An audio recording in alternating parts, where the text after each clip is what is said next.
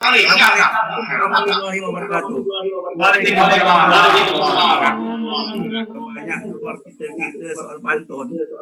Saya boleh ingat juga rasanya soal nasihat nenek saya tentang pantun ini. Saya tu Melayu Deli. Dia dari Medan. Jadi saya masih kecil-kecil itu selalu diberpantun kalau dengan dalam keluarga. Tadi yang dijelaskan oleh Bang Agus Muara, Encik Fai, saya rasa itu memang dulunya pantun itu. Nenek saya tu sampai menyatakan pantun itu adalah sopan santun. Jadi dia seorang mengatakan, tapi saya tidak tahu ini bahasa pantun dari mana. Sopan santun itulah maka pantun katanya. Singkatannya itu pantun, sopan santun. Nah, jadi kalau menyatakan sesuatu, saya jelaskan juga dalam hal-hal yang seperti apa yang kita rasakan, yang kita ingat, yang kita pikirkan, yang kita tak senangkan, yang kita tak sukakan apa itu. Kalau diucapkan sebagus dalam pantun, itu message-nya itu yang sampai itu positif gitu. Orang menerimanya dengan baik. Nah, secara sopan santun itu tadi kita menyampaikannya. Nah, sopan santun itu diistilahkan nenek itu itulah pantun kan tadi. Nah, dalam bentuk pantun lah gitu. Nah, kalau boleh nak dipantun kan. Nak memancing pergi ke kakap. Buat kolak dari sukun. Kalau sopan santun lah kalau bercakap. Ungkapkanlah dalam bentuk pantun. Itu pantunnya. Jadi nyambung ya. Jadi nyambung gitu kan. Jadi saya tak panjang lebar lagi macam yang telah disampaikan. Apa tuh? Hal-hal yang serupa lah saya rasa yang diutarakan tadi itu. Jadi dalam segala hal-hal acara-acara kita Melayu itu. Dan sekarang sedikit kita tengok itu kalau acara-acara pernikahan, acara-acara pernikahan yang biasa kita lakukan itu acara adat serah-serahan gitu ya. Akan nikah itu dan MC aja juga itu syarat dengan kata-kata yang diucapkan dalam bentuk pantun. Itu memang suasana majelis itu jadi suasana yang menghibur dan juga mengungkapkan hal-hal adat istiadat kita Melayu dalam bentuk berpantun itu. Saya rasa itu tidak dulu masalah pantun ini kalau kita nak berpantun lebih panjang lebar lagi, kita cobalah sikit-sikit. Ya Tuan Didi. Sila Tuali. Saya pantun ini tadi itu kan pantun memantunkan tentang pantun. Memancing kakap buat kolak dari sukun. Bersopan santun lah kalau nak bercakap, ungkapkanlah dalam bentuk pantun. Itu bola ini kan bersopan santun dalam mengucapkan sesuatu itu ya ungkapkanlah dalam bentuk pantun. Demikian dulu. Terima kasih.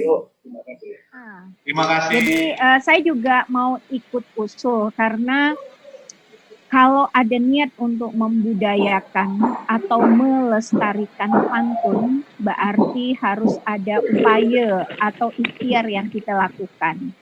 Nah, terutama bagaimana pantun ini menjadi disenangi oleh generasi muda kita karena banyak manfaat yang ada di dalam pantun ini. Sekarang ini kan misal tadi ada beberapa ide misalnya ke sekolah itu bisa diwujudkan. Kita punya mata kalau nggak salah tuh mata pelajaran budaya, tidak perlu merombak kurikulum. Kalau kebetulan ada mata pelajaran itu mereka datangkan tokoh-tokoh pantun ini ke sekolah untuk menjelaskan manfaat pantun kemudian seni budaya pantun itu bisa. Ada lagi yang saya pikirkan untuk kalangan generasi muda sekarang ini kan lagi marak-maraknya misalnya dangdut akademi, lalu pop akademi, bisa jadi pantun akademi. Jadi itu bisa sebagai awal proses, karena ini kan juga terkait soal minat dan bakat kan. Jadi mungkin banyak sekali bakat-bakat generasi muda kita terpendam, cuma tidak terbina. Nah, untuk menggali bakat dan membina bakat itu perlu ada sebuah event yang dilakukan. Nah, nanti mereka dibina. Untuk apa? Ini bukan sekedar untuk seni, karena manfaat pantun ini kan luar biasa. Saya menyarankan tuh pantun tema. Ini sekarang ada di jam politik, hiruk pikuk politik ini kan luar biasa. Kalau kemudian kita sejukkan dengan seni pantun, tetapi pesannya adalah pesan-pesan politik, jadi pantun politik, kemudian pantun kebudayaan, kemudian pantun persaudaraan, tema-tema seperti itu, kemudian diangkat, itu akan menjadi menarik. Nah, jadi selain bisa prestasi, kan juga ada dinas pariwisata ya, itu bisa kita sinergikan. Jadi sayang sekali gagasan siapa tadi Pak Agus Muare kan, C. Agus Muare nih yang ingin menjadikan hari ini titik tolak gitu kan, titik tolak untuk melestarikan pantun ini tidak di follow up. Jadi sayang sekali. Kita coba aja misalnya kalau nanti COVID ini misalnya sudah berakhir, kita datangi beberapa sekolah menghadirkan tokoh pantun dengan terlebih dahulu ya kita membuat persepakatan lah. Karena sekali lagi proses pelestarian dan budaya ini tidak akan terjadi bila tidak ada ikhtiar yang konkret kita lakukan.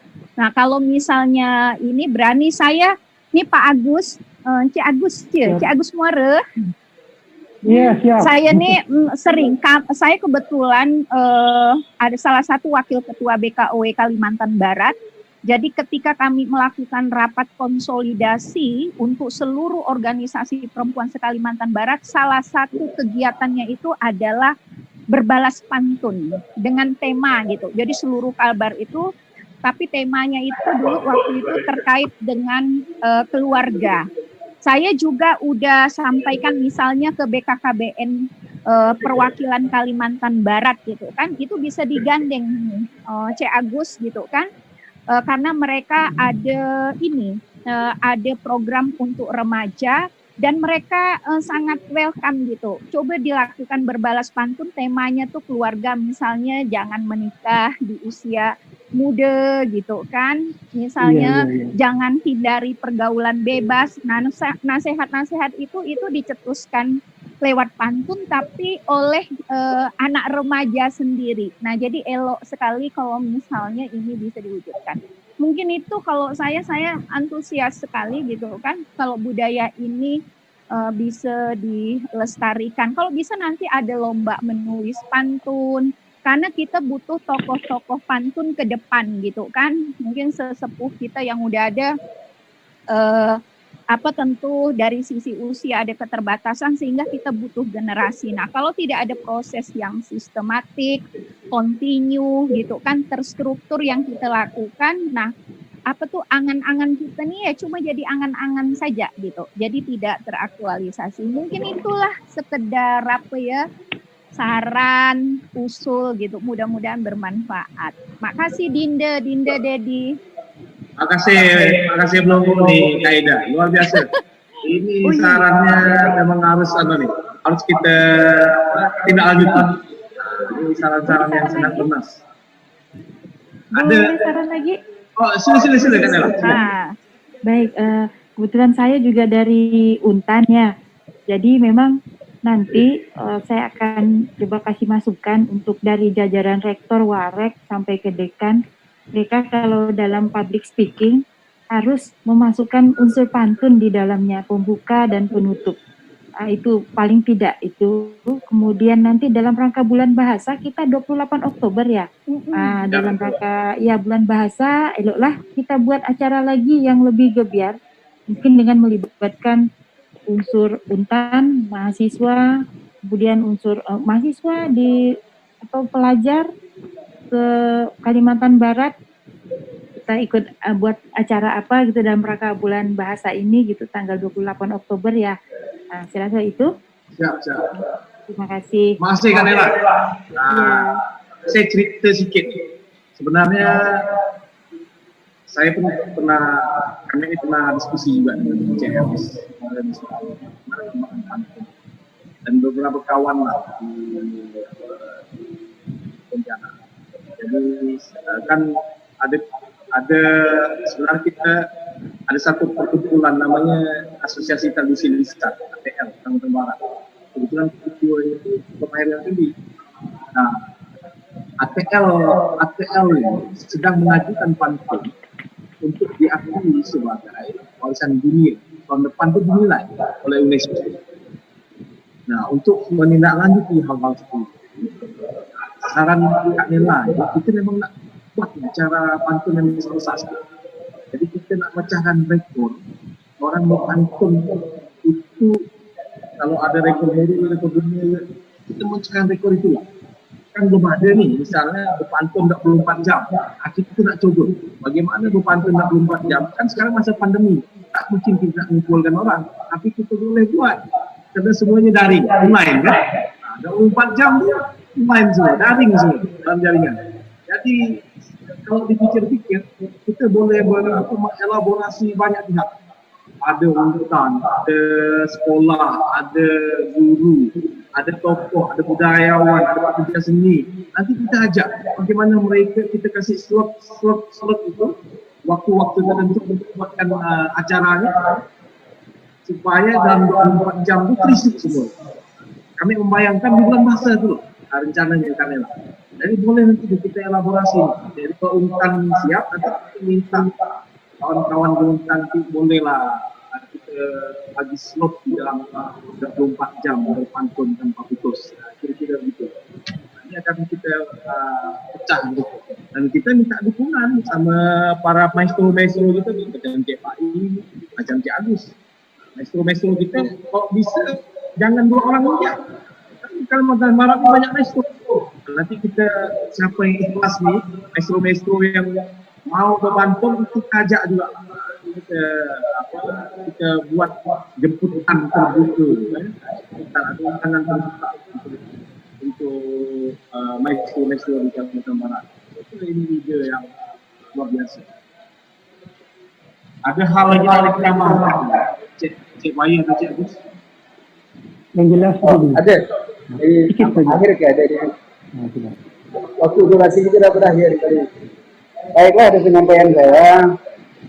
Jadi sedikit pesan kepada kawan-kawan dan anak kerabat, yaitu harum-harum bunga kenanga, lebih harum si mawar merah.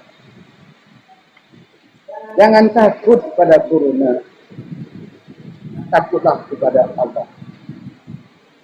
Kalau keras si jambu batu, lebih keras si mata pikir.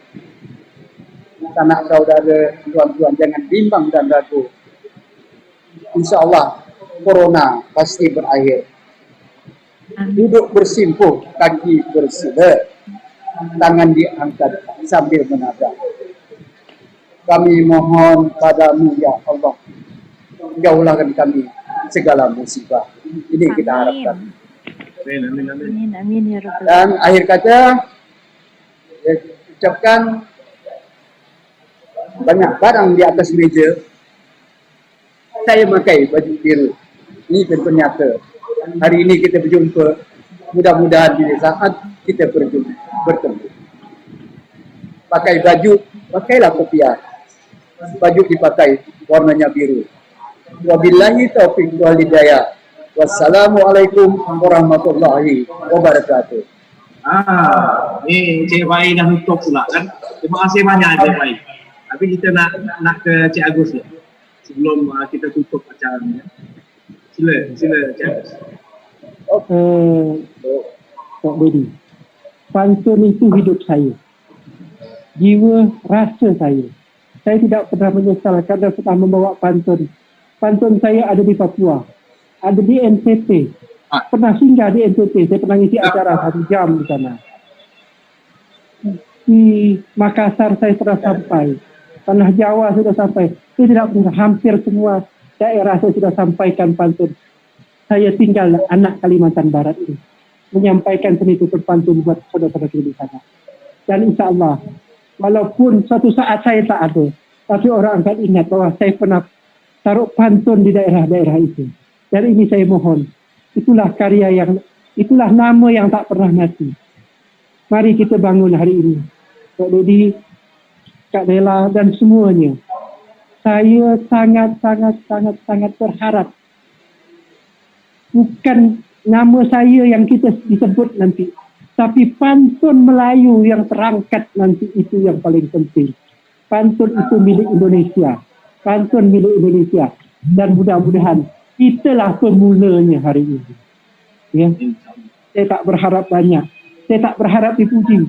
Tapi yang saya takutkan pantun hilang dalam negeri. Itu yang saya takutkan. Mudah-mudahan doa kita sama, hajat kita sama Allah tunaikan. Banyak yang dapat saya sampai akhirnya. Serindit bermandi embun, hingga diranting di pohon pala. Saya tutup sambutan cerita dengan pantun. Lain masa kalau ada cara kita boleh sambung. Wabillahi taufiq wal hidayah. Assalamualaikum warahmatullahi wabarakatuh.